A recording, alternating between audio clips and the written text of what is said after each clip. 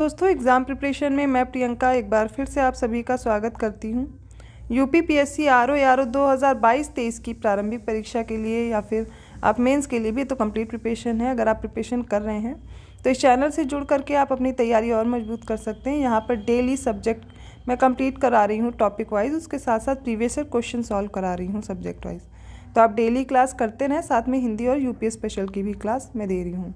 तो complete preparation के लिए एग्ज़ाम प्रिपरेशन से जुड़े रहें। और आज जो मैं टॉपिक पढ़ाने वाली हूँ भारत और विश्व के भूगोल से है। चलिए स्टार्ट करते हैं।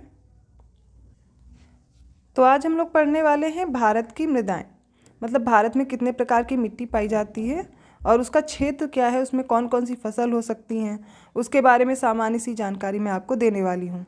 यहाँ पर अब इससे प्रश्न कैसे आते हैं, या तो आपको सीरियल से लगा के आएगा कि परसेंटेज वाइज कौन सबसे ज़्यादा है, कौन सी कम है, कितने क्षेत्रफल में है, पहले तो यही प्रश्न बन सकता है, या फिर उनके फसलों के आधार पर, या जो मैं उनकी जानकारी दूंगी कहाँ पर ये फैली हुई है। ठीक है, तो आपको पूरी जानकारी होनी चाहिए। ये एक टेबल आपको भारत की मृदाएं कंप्लीट करा देगा। आपको ये टेबल बना लेनी है एज इट इज़ और इसको प्रिपेयर करना है। बार बार वीडियो देखिए तो याद हो जाएगा। चलिए सबसे पहले बात करते हैं जलोढ़ मृदा की। ये देश के 43.4% भू क्षेत्रफल है। मतलब इस क्षेत्रफल पर सबसे ज़्यादा, भारत में सबसे ज़्यादा पाई जाने वाली जो मृदा है वो जलोढ़ मृदा है। सबसे पहले यही पॉइंट याद कीजिए। अगर इसका परसेंटेज पूछा जाता है कितना परसेंटेज है पूरे क्षेत्रफल का, तो 43.4% है जलोढ़ मृदा का। ठीक है, इसको एलुवियल सॉइल बोलते हैं।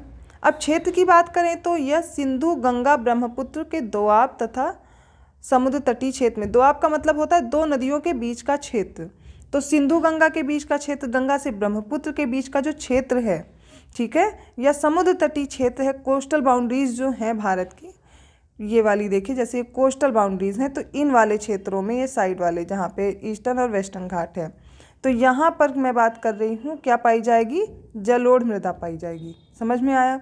अब इसकी मुख्य फसलें, माफ़ कीजिएगा, कौन सी, धान है, गेहूं है, गन्ना है, आलू है, तिलहनी एवं दलहनी फसलें। जो भी यूपी में रह रहे बच्चे वो इस मृदा को बहुत अच्छे से समझते होंगे और ये बहुत अच्छे से जानते हैं यहाँ पर कौन कौन सी फसलें उगाई जा सकती हैं। तो ईजिली आप रिलेट कर सकते हो अपना माइंड में कि क्या क्या चीज़ें होती हैं। जो भी बच्चे गाँव से रिलेटेड है वो तो बहुत अच्छे से जानते होंगे, और बाकी तब भी समझते कि धान गेहूँ होता ही है। धान, गेहूँ, गन्ना, आलू, तिलहनी और दलहनी फसलें, ये सारी फसलें यहाँ पर इस मृदा में हो सकती है। अब इसमें पोषक तत्वों की प्रचुरता में देखेंगे तो इसमें पोटास और चूना की प्रचुरता होती है। ये पॉइंट्स आपको याद रखने हैं। ठीक है, अब बात करते हैं लाल मृदा की। पहली हो गई जलोढ़, दूसरी है लाल मृदा, और ये है 18.6% भूभाग पर। तो मतलब अगर आपसे सीरियल में लगाने आता है तो फिर जलोढ़, फिर उसके बाद लाल मृदा आती है। अब ये लाल मृदा फैली कहाँ है, तो याद रखिए क्षेत्र तमिलनाडु, कर्नाटक, दक्षिण पूर्व महाराष्ट्र। दक्षिण पूर्व का मतलब क्या है, ये उत्तर है, नीचे आएंगे दक्षिण, ठीक है, पूर्व इधर है और ये रहा पश्चिम, तो दक्षिण पूर्व मतलब ये वाला क्षेत्र। ठीक है, ऐसे आपको याद करना है। तो दक्षिण पूर्व महाराष्ट्र की बात करते हैं, उड़ीसा एवं एमपी के दक्षिण पूर्व भाग में ये पाई जाती है। तो देखिए यहाँ पे फसलें कौन सी होंगी, मूंगफली होगी, केला, तंबाकू, रागी, ज्वार, तीसी, कपास, गेहूँ, मक्का। ठीक है, कपास इसलिए याद रखना है, अगर महाराष्ट्र वाला क्षेत्र आ रहा है तो वहाँ पर आप देखेंगे काली मृदा में ज़्यादातर आपको मेन तो कपास ही उगाई जाती, पर यहाँ पर भी मिलेगी। अब इसमें लौह तत्वों की प्रचुरता होगी लाल मृदा में, लाल रंग है तो इसमें लौह तत्व की, ठीक है, प्रचुरता होगा। फेरिक ऑक्साइड की वजह से इसका रंग लाल होता है लाल मृदा का। मिट्टी है काली मृदा, जो कि 15.2% भू क्षेत्रफल फैली हुई है। अब इसमें क्या क्या आएगा क्षेत्र, महाराष्ट्र, गुजरात, एमपी, तमिलनाडु का लावा क्षेत्र, ये काली मृदा में आता है। ठीक है, अब इसमें क्या क्या होगा, कपास होगा, सोयाबीन, चना, ज्वार और गेहूँ, पोटाश, चना, मैग्नीशियम की प्रचुरता होगी। अब बात करते हैं लैटेराइट मृदा की, जो भारत के 3.7% भू क्षेत्रफल पर फैली हुई है। इसका भाग देखिए, कर्नाटक है, तमिलनाडु है, केरल, असम, महाराष्ट्र, उड़ीसा के पर्वतपरीय क्षेत्र हैं। यहाँ पर होगा क्या, अगर पर्वतपरीय क्षेत्र है तो चाय, कॉफ़ी, रबर, सिनकोना, काजू की प्रचुरता आपको मिलेगी कर्नाटक केरल वाले भाग में। अब इसमें देखेंगे लोहा व एल्यूमिनियम की प्रचुरता होती है लैटेराइट मिट्टी में। बात करते हैं मरुस्थलीय मृदा की, तो ये है पंजाब, हरियाणा, राजस्थान और पश्चिमी उत्तर प्रदेश। यहाँ पर वर्षा की मात्रा बहुत कम है। हाँ, जहाँ पर वर्षा की मात्रा कम है तो पानी की अवेलेबिलिटी भी कम है, और यहाँ पे जो मृदा है वो मरुस्थलीय टाइप की है। अब जब मरुस्थलीय मृदा होगी तो वहाँ पर फसलें कैसी होंगी? बाजरा होगा, ज्वार होगा, मोटे अनाज वाली फसलें होंगी, सरसों होगा, जौ होगा, ये सारे मिलेट्स वाले हैं जो मोटे अनाज हैं, खाद्यान्न है, वो यहाँ पर होंगे। उसके साथ साथ सरसों भी होगा। ठीक है, तो ये मुख्य फसलें मरुस्थलीय मृदा में आएंगी। यहाँ पे लवण और फास्फोरस की प्रचुरता होगी। लास्ट देखते हैं पहाड़ी मृदा। ये कश्मीर और अरुणाचल प्रदेश में है। सेब, नाशपाती, आलू यहाँ पे होगा। पोटास, फास्फोरस यहाँ पर इसमें इसकी प्रचुरता होगी। तो पहली हो गई जलोढ़, दूसरी लाल, तीसरी काली, फिर चौथी है लैटेराइट, पांचवी मरुस्थलीय और छठी हो गई पहाड़ी मृदा। तो 6 प्रकार की मृदा आपको भारत में पढ़नी है। जलोढ़ मृदा, क्षेत्रफल देखिए सिंधु गंगा ब्रह्मपुत्र के दोआब वाला क्षेत्र, फसलें धान, गेहूँ, गन्ना, तिलहनी, दलहनी फसलें। पोषक पदार्थों में देखेंगे पोटास व चूना की प्रचुरता।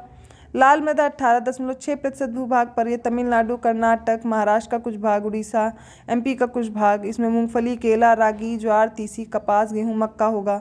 लौह तत्व की इसमें प्रचुरता पाई जाएगी। फिर बात करते हैं काली मृदा की 15.2% भूभाग पर, महाराष्ट्र, गुजरात, एमपी, तमिलनाडु का जो है लावा वाला क्षेत्र वहाँ पर। अब यहाँ पे कपास ही होगा, सोयाबीन, चना, ज्वार आदि होंगे, गेहूँ भी होता है। तो पोटाश, चूना, मैग्नीशियम की यहाँ पे प्रचुरता होगी। लैटेराइट में आपको याद रखना है कर्नाटक, केरल, तमिलनाडु, असम, महाराष्ट्र, उड़ीसा, इन सब के जो पर्वतप्रदेश क्षेत्र हैं। तो यहाँ पर चाय, कॉफ़ी, रबड़, सिंकोना, काजू, ये सब मिलेंगे। लोहा और एल्यूमिनियम की प्रचुरता होती है यहाँ पे। मरुस्थलीय वाली मृदा में आप याद रखिए जहाँ बारिश की कमी है, जैसे पंजाब, हरियाणा, राजस्थान, पश्चिमी यूपी भी इसी में आ जाता है। यहाँ पे फसल कौन कौन सी होंगी? सभी मैंने बताया जो मोटे अनाज वाली हैं, जैसे कि बाजरा, ज्वार, सरसों, जौ, ये सब चीज़ें होंगी। अब यहाँ पे लवण और फास्फोरस की प्रचुरता होगी। बात करते लास्ट पहाड़ी मृदा, पहाड़ी क्षेत्र पे याद कर लीजिए कश्मीर वाला जो भी पहाड़, हिमालय वाला पोर्शन जानते हैं ना वहाँ पर। तो हिमालय कहाँ से फैला हुआ है? आप देखेंगे लद्दाख और जम्मू कश्मीर लेकर के आइए, और यहाँ अरुणाचल प्रदेश तक हम लोग देखेंगे। तो वहाँ से कश्मीर से लेकर के अरुणाचल प्रदेश तक ऐसी ही मृदा होगी पहाड़ी। होता क्या है यहाँ पर? सेब होगा, नाशपाती होगी, आलू होगा, पोटास और फास्फोरस की यहाँ पर प्रचुरता होगी। ये हमने कंप्लीट किया आज भारत की मृदाएं। मोस्ट इंपॉर्टेंट टॉपिक है, इसको बार बार रिवाइज करके प्रिपेयर जरूर कर लीजिए, प्रश्न आने की संभावना रहती है। मैं वही टॉपिक करा रही हूँ जो आपके लिए इंपॉर्टेंट है। तो एक एक करके कंप्लीट करते रहिए। वीडियो को लाइक जरूर कीजिए, चैनल को सब्सक्राइब करना मत भूलिए, बेल आइकन प्रेस कर दीजिए। वीडियोस के नोटिफिकेशन आते रहेंगे तो आप देख सकते हैं अपनी क्लासेस जो भी आपके लिए इंपॉर्टेंट हैं, और लोगों को भी शेयर करते रहिए। तो ऐसे ही किसी और टॉपिक के साथ जो आपके लिए इंपॉर्टेंट है आपकी क्लास के लिए, मिलते हैं अगली क्लास में।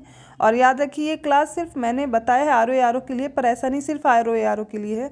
यूपीपीएससी का कोई भी एग्ज़ाम हो या फिर ये टॉपिक जिन भी एग्ज़ाम में पूछे जाते हैं उन सब के लिए इंपॉर्टेंट है। तो आप इन सभी टॉपिक को लिख करके प्रिपेयर करिए, नोट्स बनाते रहिए।